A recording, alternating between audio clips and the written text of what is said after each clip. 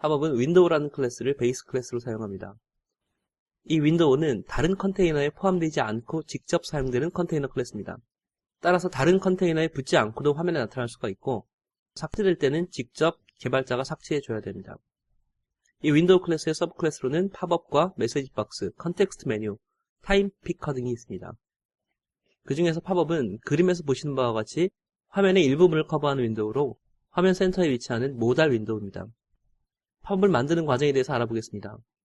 팝업을 만드는 과정은 일반적으로 프로그램의 어떤 부분에서건 팝업을 만들 수가 있는데요. 먼저 팝업을 크리에이트하고 컨스트럭트 합니다.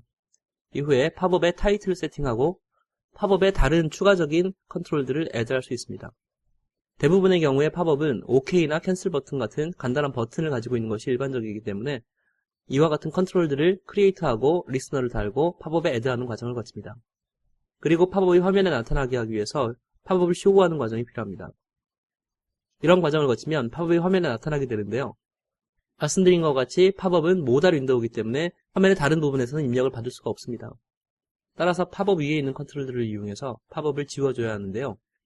팝업 위에 OK나 캔슬 같은 버튼들을 달아주고 이 버튼의 리스너에서 팝업을 하이드해주는 기능을 수행해야 합니다. 최종적으로 팝업이 더 이상 필요 없게 되는 경우에는 개발자가 직접 팝업을 딜리트해줘야 합니다. 자, 실제 팝업을 크리에이트하는 과정을 보시겠습니다. 먼저 팝업을 역시 힙에서 크리에이트하고요. 크기를 이용해서 컨스트럭트 했습니다. 그리고 팝업의 타이틀을 세팅하고 푸시라는 이름을 가진 버튼을 하나 만들었습니다. 이 버튼의 아이디와 이벤트 리스너를 세팅하였습니다. 그리고 이 버튼을 팝업에 붙여주었습니다. 이 과정으로 일반적인 팝업의 크리에이션 과정은 끝났습니다. 프로그램의 일부분에서 이 팝업을 화면에 보여줘야 되는 상황이 된다면 팝업의 set show state를 true로 세팅하고 팝업의 show라는 펑션을 이용하면 팝업이 화면에 나타나게 됩니다. 그리고 이 팝업에 붙어있는 버튼을 누르면 팝업이 사라지게끔 구현을 해봤는데요.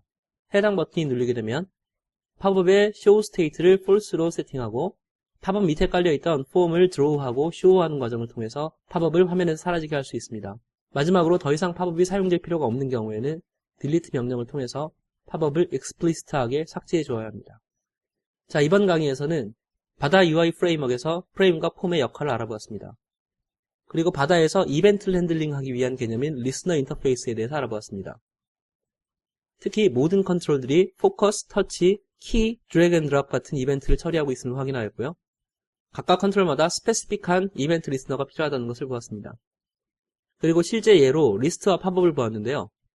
리스트 클래스는 여러 개의 아이템들을 순차적으로 보여주기 위한 기능을 해주고 팝업은 일반적으로 UI에 사용되는 모달 윈도우의 기능을 해줍니다.